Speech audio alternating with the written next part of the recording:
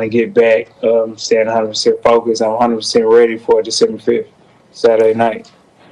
Errol, thank you for being on the show. First of all, I For want to say I'm thankful and I'm grateful that you're okay, because that was a nasty-looking car crash that you got yourself into, and we understand the trouble that came from that. I want to know what your health situation is like, because, you know, to me, I know you walked away, you had a bloody eye and some scars on your face, but that seemed to be all. My first thing is, how healthy are you?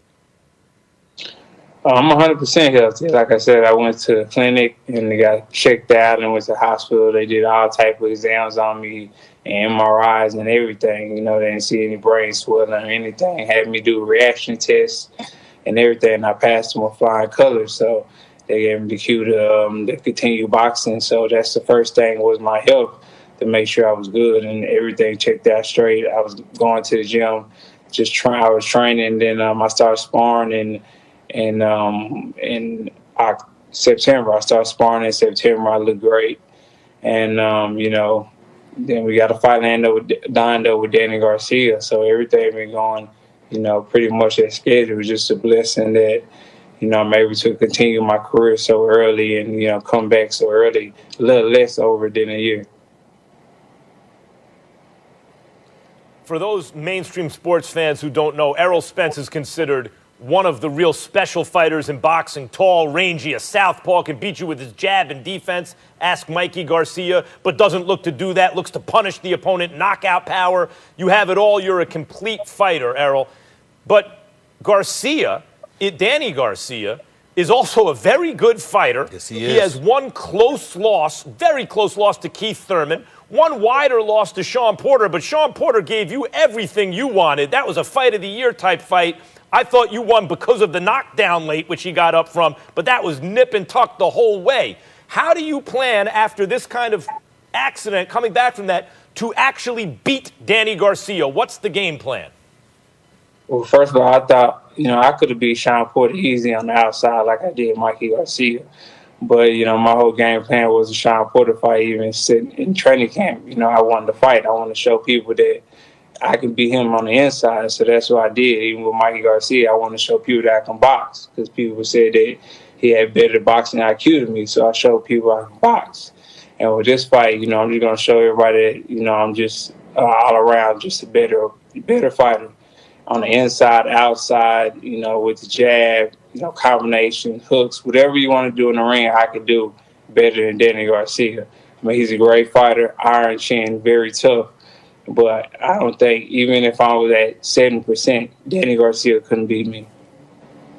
It's interesting that you say that. Listen, I like Danny Garcia a lot. He's 36-2. His only 2 losses were to Keith Thurman and to Sean Porter, just like Max pointed out. But I had you as a, you know, my top pound for pound, top 2 pound for pound in the world. But Terrence Crawford has ascended, and I know you're not looking ahead because you're smart enough not to look past anybody, and you got to handle your business first.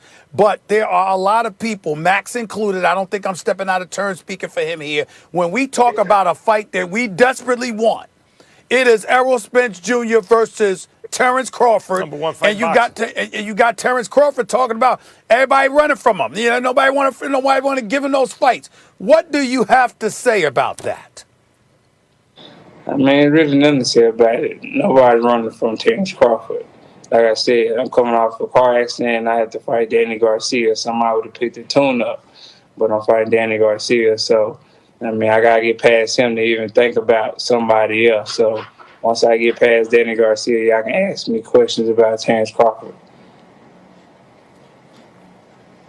Well, Errol, the reason I think people bring up Crawford is because in the history of boxing, almost never have there been 2 undefeated boxer punchers who were both elite pound for pound in or around their best weight division in their primes, where it's like a 50-50 fight. So that, to me, that's the best fight in boxing in years that can be made. So with apologies, because I know you got to deal with Danny, but you were the one who came on and said anything he could do, I could do better. So if you indulge us just for 1 second, is the idea that because in the PBC where you are, you guys have all these welterweights, you can fight each other, make money like you're about to against Danny Garcia, that you're waiting out Terrence, see if his contract lapses and he crosses the street and goes with you guys and then fight him? Or do you think you would fight him? Are you interested as a fighter, as a champion, in seeing who the best dude is, like Sugar Ray Leonard and Tommy Hearns once did, whether or not he's with the PBC? Yeah, I'm definitely interested in fighting Terrence Crawford. I think it's a great fight. You know, he has a world title. I want to be undisputed welterweight champion of the world, like I said. So I feel like we're gonna have to cross that path soon. But you know, my main goal is Danny Garcia on Fox pay-per-view, and you know, I feel like that's the biggest fight for me right now at this point, especially coming from my car crash. So I have to get him out the way to even think about somebody else. So my 100%, focus is on Danny Garcia right now, and then after that, we can talk about other opponents.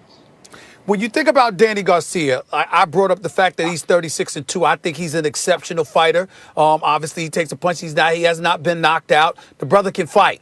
When you talk about fighting him, how big of a fight do you think this is for you in terms of how it could potentially catapult you in the mind's eye? Do you think you're already where you want to be, or do you feel like you still have so much to prove because you've been underappreciated, and winning this fight could go a long way towards accomplishing a significant cachet for yourself?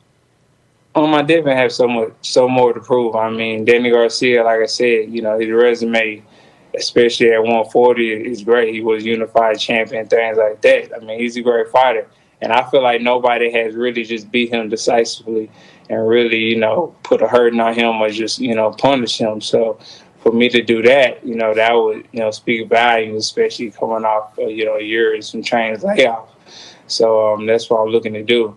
I'm looking to, have this one-sided, beating, especially in my hometown.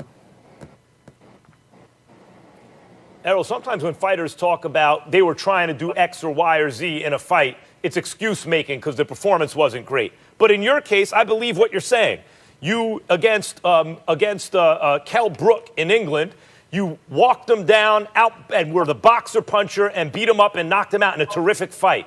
Against Mikey Garcia, it seemed clear to me you wanted to beat him on the jab and defense, and that's what you did. You were criticized for not knocking him out, but I actually thought it was a brilliant performance, and you did prove that point. Are you saying now that is the goal in this fight, to prove against Danny Garcia that you can go back to the fighter after the car crash that can beat you up, punish you, and knock you out worse than anyone else has done it? That you are using this as a measuring stick, Keith Thurman, Sean Porter, and that is the point of this fight. Because if you say that, I'll believe you're going to do what you say you're going to do. Well, first of all, you can exclude out Keith Thurman. That is not going to happen. And secondly, of course, man, I want to make, I just want everybody's been doubting me. Everybody's been saying, is he going to be a shell of himself? Is he the same fighter? And I'm a realist. I'm a real person. I feel like, people should be saying that, because if I see in the car accident, I'm from the outside looking in, I'll say the same thing. So for me, I just want to put on a great performance, a great show, and show people that, man, he's still beating guys up, punishing them, and just, making them quit mentally and physically. So for me, I'm just going to, try to put a beating on Danny Garcia and make it the worst beating that he ever had in his boxing career.